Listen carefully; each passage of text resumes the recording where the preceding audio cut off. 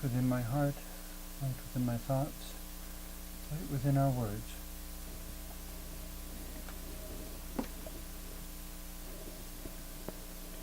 Welcome. I'm Sister Who. With me today I have Steve, who is a member of the Zeitgeist Movement, an ideologically oriented organization that is advocating for a resource-based economy. A different paradigm, a different way of looking at how we human beings do our world together. What we wanted to talk about today was education, in the sense of like public education or educational systems. Yes. In my understanding, public education as a system is actually fairly new. The majority, perhaps, of human history didn't have a formal system of public schools for children and such. That's correct.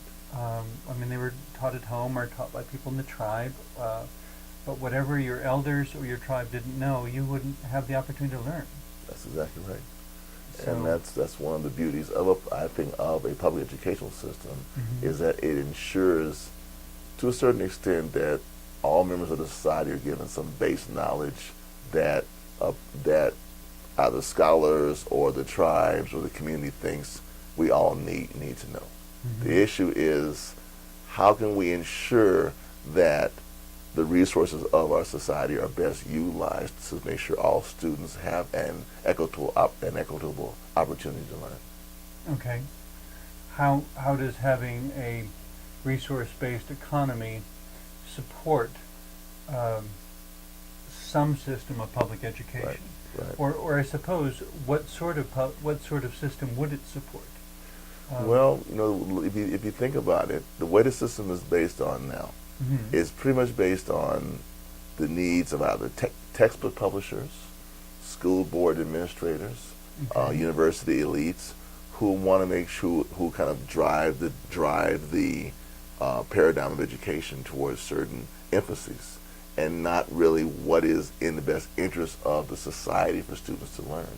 And that's really the problem we're having, the challenge we're having now. Because the list you just mentioned didn't include what, after all, do people need to learn. No, sure didn't. I suppose in some ways that's a bit complicated at the present time, because humanity, to my observation, is on a collision course with creating a global community where pretty much everyone is going to, within their lifetime, be dealing with people of different religions, people of different races, people of different languages. Yes.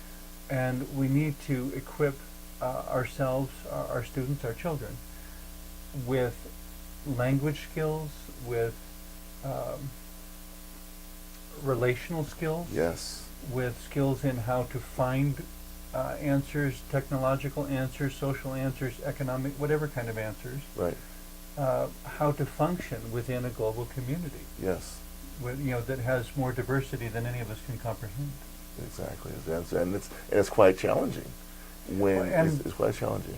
The thing that complicates the idea of a public educational system, by which I'm excluding things like homeschooling and private tutors, the public educational system, correct me if I'm wrong, cannot be separated from the societal social relationships. No, it cannot. And it seems to me that at least almost the majority of complaints about public school systems are concerned with the societal relationships, not with the information itself. Exactly.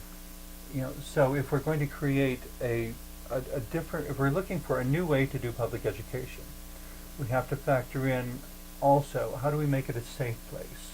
Yes. How do we make it a place where people are not afraid of diversity, but instead see it as an opportunity to create constructive dialogue? Yes, that's very true. And that's a major challenge. Because right now, like you said before, the main emphasis really isn't on the education itself. It's on the relationships or the data, or who is controlling or who is setting the paradigm. Not about how are we ensuring that our children are learning to their deepest and most expanded possibilities. Well, it sounds like what you were describing was to make it a little more concise, maybe conflicting agendas. Yes, there are. Very You know, much that so. you have textbook companies who simply want to make a profit off their textbooks. You have administrators who want the fewest number of problems, just let the system run. You have parents, some parents who are very motivated, good parents, and want their kids to come out smarter. Some parents who are only concerned with their kids be able to get into college. Whether, you know, whatever they're learning, I don't care, just so long as they can get into college, get a good, get an advanced degree, get a good job, etc. Which again feeds back to the economy, but may leave the student bankrupt inside in terms of their development as a person. Well said.